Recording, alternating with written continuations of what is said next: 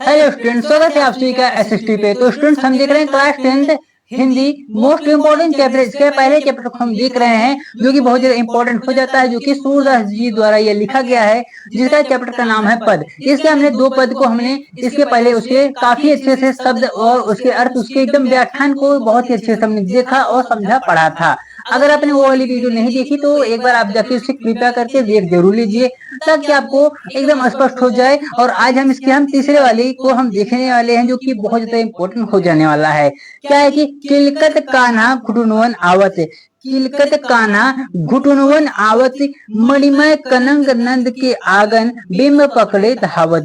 यानी यह कहना क्या चाहते हैं कि इसमें आप सबसे पहले प्रसंग क्या कहते हैं, सबसे पहले आप संदर्भ डालेंगे, हेडिंग। सबसे पहला आपका जो होने वाला हेडिंग वो है संदर्भ, फिर प्रसंग, फिर आप व्याख्या या अर्थ आप डाल सकते हैं। तो आप संदर्भ में क्या डालेंगे? प्रस्तुत गद्यांश, माफ कीजिएगा, प्रस्तुत पद्यांश हमारी पाठ्य पुस्तक हिंदी गद्य के पद नामक पाठ से लिया गया है, जो कि या लिखा गया है, जिसके रचयिता कौन है? सूरदास जी हैं। आप इतना लिखेंगे। उसके बाद आप इसके प्रसंग में लिखेंगे कि प्रस्तुत पद्यांश में श्री कृष्ण जी के बाल्यकाल का वर्णन किया गया है, आप इसमें लिखेंगे। और जो हमारा पद है, अब आप उसके अर्थ को अब आप यहाँ पर व्याख्या करने वाले हैं, तो अब आप व्याख्या का हेडिंग डालेंगे। तो आप व्याख्या में क्या लिखेंगे? किलकत कान्हा घुटुनवन आवत। इसका जो अर्थ होने वाला है, यानी श्री कृष्ण जब छोटे थे, जब उनके बाल्यकाल यानी जब वो छोटे थे, तो उस चीज का यहाँ पर वर्णन हो रहा है कि श्री कृष्ण जी जब छोटे थे तो वह खिलखिलाते हुए अपने घुटनों के बल वे चलकर कहाँ आ रहे हैं? कहाँ पे वो आ रहे हैं? मणिमय, मणि से युक्त, मणि से बना हुआ कनक, कनक मतलब सोना और धतूरा होता है। सोना और धतूरा ये दोनों होता है, सोना और धतूरा, यहाँ पर इसका अर्थ सोने से है। ठीक है। मणिमय कनक नंद के आंगन, नंद के आंगन में, जो कि नंद का आंगन है वह सोने और चांदी, यानी सोने चांदी और मणि से वो बना है।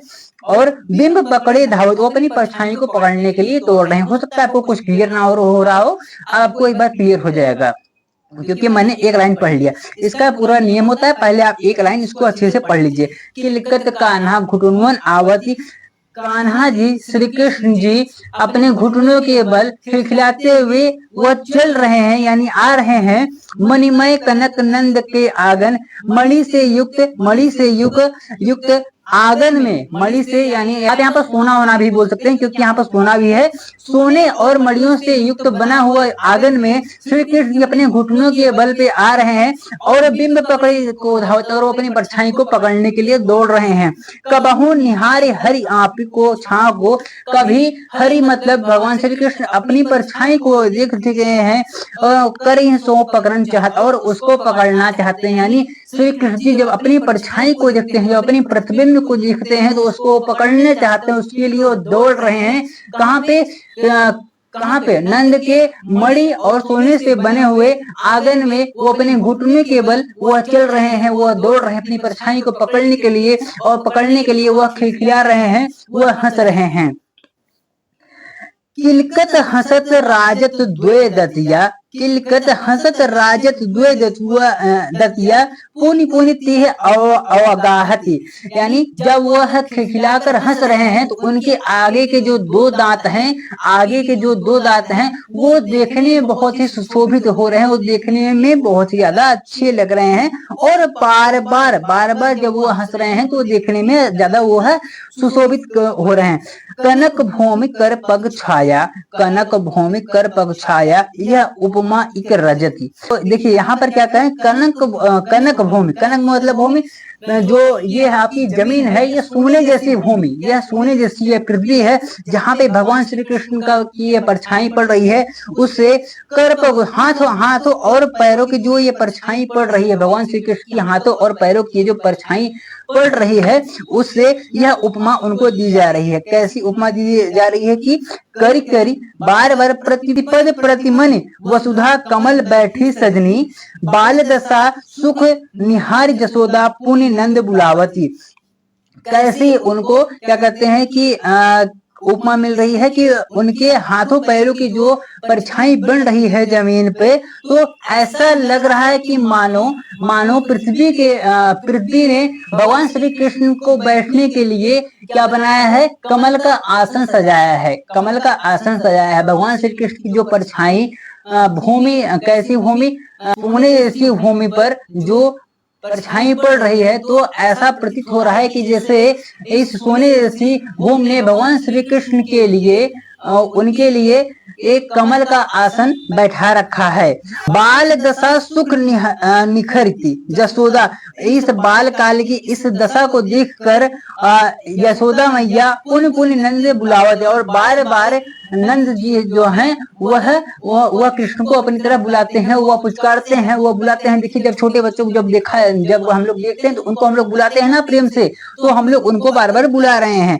अचरा तर तय ढक सूर्य के प्रभु को दूध पिलाओ, वो अपने आंचल के तले वो ढक कर भगवान श्री कृष्ण प्रभु को, माफ कीजिएगा थोड़ा सा नॉइज है बाहर क्योंकि हाईवे के पास मेरा घर है, तो मैं इसको एक बार मैं फिर से रीड करना चाहूंगा कि अचरा तले ले ढकी सूर्य के प्रभु को दूध पिलाओ, और अपने आंचल के पीछे वह ढक कर क्या करती है, वह सूर्यदास के प्रभु अर्थात यानी भगवान श्री कृष्ण को दूध पिलाती हैं। एक बार मैं इसे रिपीट कर देना चाहूंगा ताकि आपको जो भी कहीं भी दिक्कत रहा हो वह एकदम क्लियर हो जाए, और गर्मी बहुत ही ज्यादा है।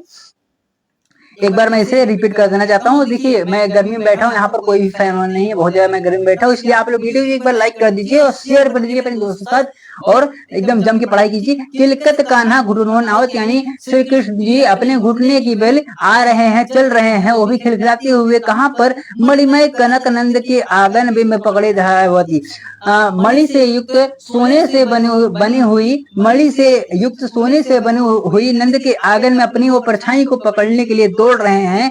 कबहू निहारे आप छाओ को, कभी वो अपनी ही छाओ अपनी परछाई को देखते हैं। सो पकड़त धावते, और उसको पकड़ने के लिए दौड़ते हैं। किलकत राजत द्वैदतिया, जब वो हंसते हैं तो उनके आगे के जो दो दांत हैं वो बहुत ही सुशोभित हो रहे हैं। पुन पुन ती अवघात, और जो कि बहुत ज्यादा सुशोभित, बार बार जो हंस रहे हैं तो वो बहुत ही सुशोभित हो रहा है।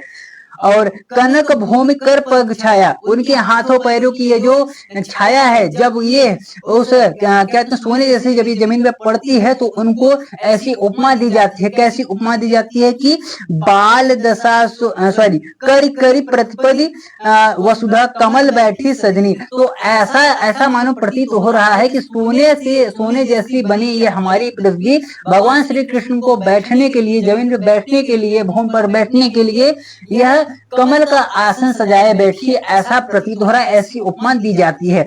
बाल दशा सुख निखरती जसोदा, बाल दशा यानी बालकाल की ऐसी दशा को देखकर जो यशोदा मैया है वो बहुत ज्यादा वह खुश होती हैं, और बार बार पुण्य पुण्य नंद बुलावत, और बार बार नंद को बुलाती हैं कि देखिए आपका लल्ला कैसे खेल रहा है, और कैसे वह क्या कर रहा है, इस प्रकार से वो पुचकारती हैं, देखती हैं, और सब हंस रहे हैं, सब कुछ हंसी खुशी से बीत रहा है। अचरा तर लय ढकी, और वो अपने आंचल के तले वो लेके ढक कर सूर्य के प्रभु को दूध पिया, और सूर्यदास के प्रभु यानी अर्थात भगवान श्री कृष्ण जी को वह दूध पिलाते हैं। तो स्टूडेंट्स, आपको आई होप आपको समझ में आया होगा। आपको मिलेंगे इसकी अगली वीडियो में कुछ और भी मोस्ट इंपोर्टेंट टॉपिक। तब तक के लिए जय हिंद, जय भारत,